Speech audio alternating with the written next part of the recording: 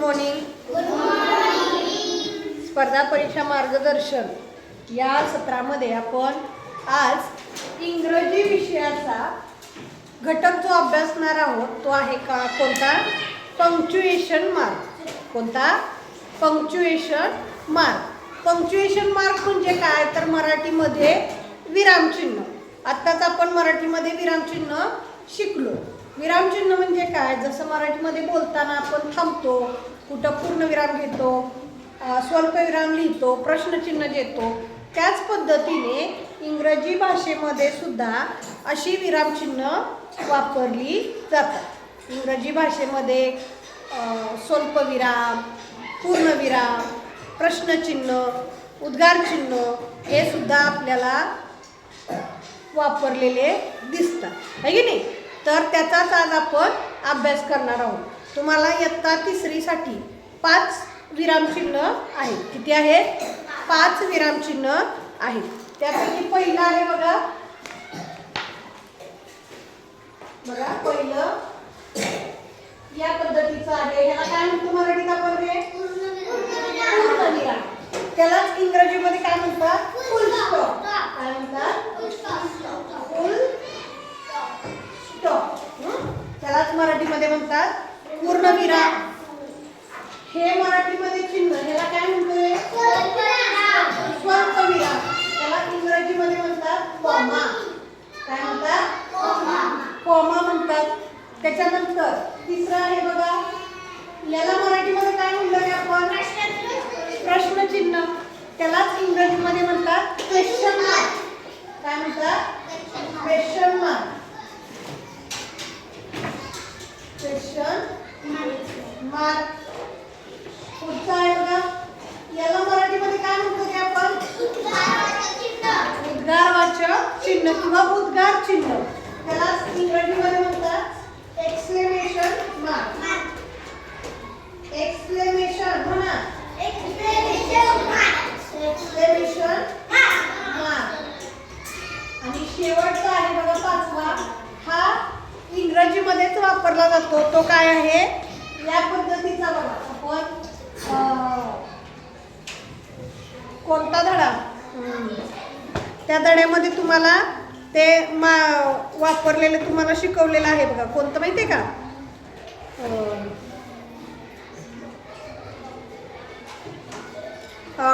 Contracted form आहे की नाही? असं बघा इथं वापरलं होतं बघा आपण. कान, दोन, आहे की नाही? त्याला काय म्हणलं होतं रे? मी नाव तुम्हाला सांगितलं होतं. काय म्हणलं होतं? ॲपॉस्ट्रॉफी. काय म्हणायचं? ॲपॉस्ट्रॉफी. तर हे चिन्ह आहे, त्याला काय म्हणायचं? ॲपॉस्ट्रॉफी.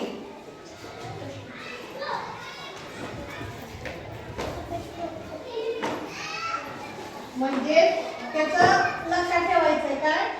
षष्ठी दर्शक शब्द, षष्ठी दर्शक चिन्ह.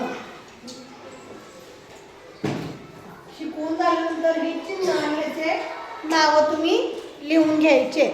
या ठिकाणी आपण ॲपॉस्ट्रॉफी वापरलेले होते. ह्या चिन्हाचा वापर तर तुम्हाला माहीतच आहे. फुल स्टॉप कधी वापरतो? वाक्य पूर्ण झाल्यानंतर. कॉमा कधी वापरतो? एकसारखेच शब्द असतील तर. टुडे आय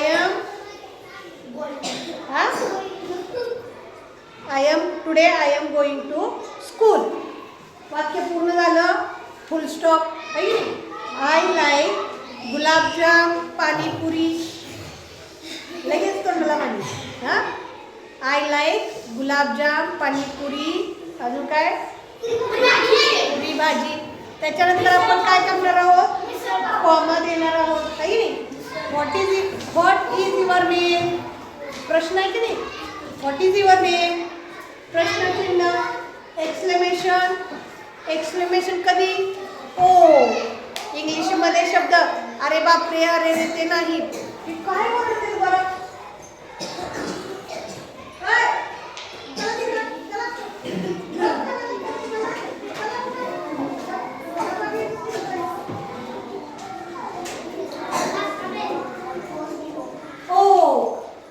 इंग्लिशमध्ये कसे आहेत ते शब्द? ओ गॉड, असतील तर त्या ठिकाणी काय करायचं आहे, एक्सक्लेमेशन मार्क वापरायचं आहे. आणि एपोस्ट्रॉफी अशा शब्दांच्या तिथं म्हणजे शॉर्ट फॉर्म करायचं आहे. कॅट म्हणजे काय आहे, कॅन नॉट, दोन्ही शब्द एकत्र करायचे. डू नॉट किंवा आय एम, त्याला काय करायचं आहे, आय एम. अशा पद्धतीचे शॉर्टकट लिहिताना काय करायचं आहे, एपोस्ट्रॉफी वापरायचा आहे. समजलंय? समजलंय का? इंग्रजीमध्ये पंक्च्युएशन मार्क, पंक्च्युएशन मार्क, फुल stop, comma, question mark, exclamation mark आणि एपोस्ट्रॉफी हे आपण लक्षात ठेवायचं आहे. त्यांना सांग तिकडे घालून मी त्यांना. हां, आता ह्याच्यावरती प्रश्न कसे येतात ते बघा. कोण बोलतंय? प्रश्न कोणत्या पद्धतीने येतात ते आपण बघायचं आहे. प्रश्न पहिला बघा, पर्यायातील एक्सक्लेमेशन मार्क कोणता? पर्यायातील एक्सक्लेमेशन मार्क कसा लिहितो आपण? या पद्धतीने आहे की नाही? मग कुठं आहे पर्यायात तो शोधा. पर्याय नंबर 2. दुसरा बघा, खालील वाक्याच्या शेवटी कोणते विरामचिन्ह येईल? बघा वाक्य काय आहे, माय नेम इज ओम. बघा, माय नेम इज ओम. कोणतं येणार म्हणजे साधं वाक्य आहे, माझं नाव ओम आहे. त्याच्या शेवटी कोणतं वाक्य येणार आहे, पंक्च्युएशन मार्क येणार आहे. कोणतं येणार आहे, फुल स्टॉप. पर्याय नंबर 1.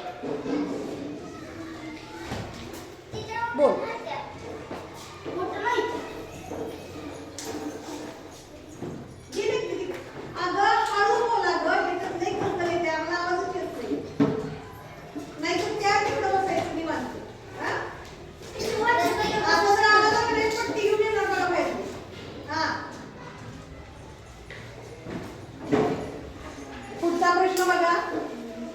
क्वेश्चन नंबर 3, खालील वाक्यात कोणते विरामचिन्ह आलेले नाही? खूप सोपं आहे बघा. I am a clever boy sed Rohit. आता बघा ह्याच्यामध्ये एपोस्ट्रॉफी आले का? आले. त्याच्यानंतर कॉमा आलाय का? आलाय. फुल स्टॉप आलाय का? आलाय. प्रश्नचिन्ह आलंय का?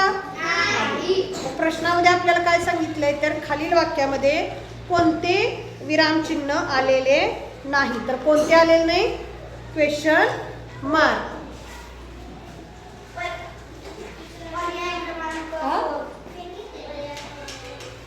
प्रश्न क्रमांक 4 बघा, खालील वाक्यातील कोणते विरामचिन्ह विसरलेले आहे?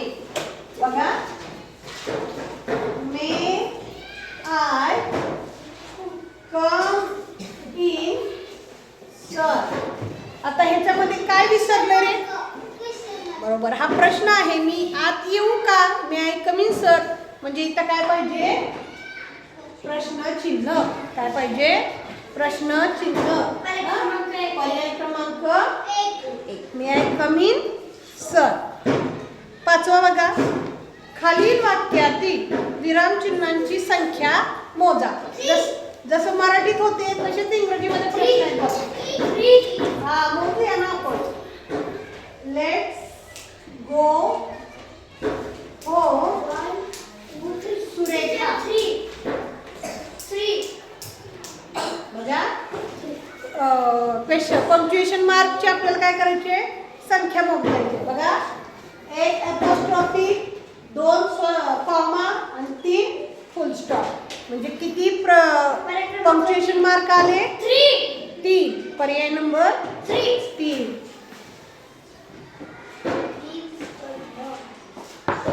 पुढे बघा, हे झाले नमुना प्रश्न. आता सरावासाठीचे प्रश्न आपण पाहतोय. 1 ते 5 साठी बघा, खालील वाक्याच्या शेवटी कोणते विरामचिन्ह येईल? बघा वाक्य कोणतं आहे? कोण काय वाजवते सांग? प्रतिकार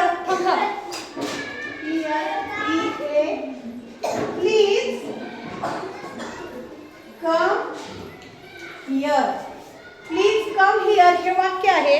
त्याच्या शेवटी किंवा शेवटी कोणतं पंक्च्युएशन मार्क येईल रे? कोणतं येईल? पूर्ण विराम म्हणजे फुल स्टॉप. काय येईल? फुल स्टॉप. पर्याय नंबर 2. पुढे बघा. What is your name? काय येईल इथं? प्रश्नचिन्ह. What is your name? आता इथं काय येणार आहे? तुझं नाव काय? म्हणजे काय? प्रश्नचिन्ह. इथं काय येणार आहे? प्रश्नचिन्ह. पर्याय number 3. What a lovely bird. पुढचं काय आहे? व्हॉट अ लवली बर्ड म्हणजे किती सुंदर पक्षी आहे. नाही. What a lovely bird. किती छान पक्षी आहे. काय रे आराध्य काय चाललंय? किती छान पक्षी आहे. इथं काय काढलंय? उद्गार काढलाय आहे की नाही? म्हणजे इथं कोणतं चिन्ह येणार आहे?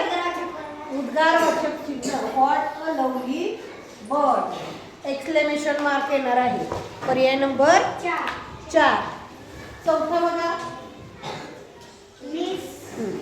Mahesh, Suresh and Rupesh are friends.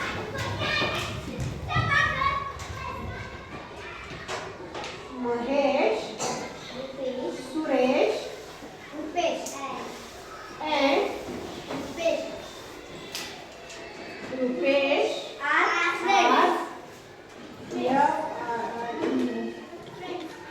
आता इथं कुठलं चिन्ह येणार आहे? कुठलं येईल? आता इथं कॉमा द्यायचं होतं तर कॉमा ऑलरेडी आहे. Mahesh, Suresh and Rupesh are friends. का? स्वल्पविराम आहेच की. Full stop. हे वाक्य पूर्ण झालंय म्हणजे त्याच्या शेवटी काय द्यावं लागणार आपल्याला? Full stop. पर्याय नंबर 2. पुढे बघा. I am smart. Sorry am I smart. मी हुशार आहे.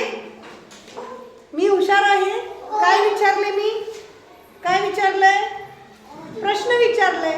त्याचं उत्तर होय किंवा नाही येणार. बरोबर की नाही? मी हुशार आहे. Am I smart. मग तिथं कोणतं चिन्ह येणार? प्रश्न विचारलाय मी. आय एम स्मार्ट असं सांगितलं नाही. मी काय विचारलंय? एम आय स्मार्ट म्हणजे तिथं प्रश्नचिन्ह येणार आहे. पर्याय नंबर 3. क्वेश्चन नंबर 6 to 9 साठी बघा. खालील वाक्यात कोणते विरामचिन्ह द्यायचे विसरले आहे? बघा इथं आता कोणतं विरामचिन्ह राहिलंय ते सांगायचं. बघा ठीक आहे. बघा व्हॉट द टाइम. बघा कुठं अपॉस्ट्रोफी द्यायची? आता इथं व्हॉट्स आहे. तिथं काय आहे? What इजचा shortcut लिहिलाय. व्हॉट्स म्हणजे इथं काय येणार आहे? अपॉस्ट्रोफी येणार आहे. म्हणजे कोणतं चिन्ह द्यायचं राहिलंय? अपॉस्ट्रोफी. पर्याय नंबर 1. पुढे बघा. How are you Ravi. How are you Ravi. इथं प्रश्नचिन्ह आहे. आता कुठलं चिन्ह राहिलंय? प्रश्नचिन्ह आहे म्हणजे फुल स्टॉप कसं येईल रे? आता बघा इथं तू कसा आहेस? How are you. नंतर आपण थोडंसं थांबतोय. हाऊ आर यू रवी. बरोबर.